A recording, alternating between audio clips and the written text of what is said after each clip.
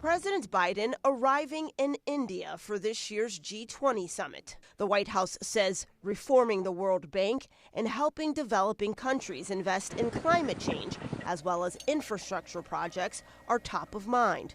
Treasury Secretary Janet Yellen previewing the president's priorities ahead of the meeting. We're committed to supporting emerging markets in developing countries and to addressing global challenges. The economic impact of the war in Ukraine is also on the agenda. The G20 has been divided over this conflict. U.S. Secretary of State Antony Blinken was in Kyiv this week, showing strong support for efforts to fend off Russian aggression. If we allow that to go forward with impunity, then you open a Pandora's box, and it's a recipe for conflict around the world. Would-be aggressors say, hey, the Russians can do it, I can do it. That's not a world that Americans want to live in. On Capitol Hill, lawmakers are debating whether to provide more funding for Ukraine. What is the point in cutting off support now when we're at a turning point in the war?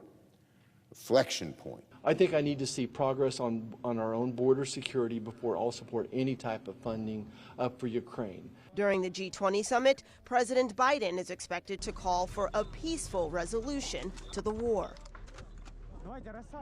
In Washington, Brie Jackson, NBC News. After the G20 summit, President Biden is scheduled to travel to Vietnam and meet with leaders there in an effort to strengthen economic ties between the two nations. In Washington, Brie Jackson, NBC News.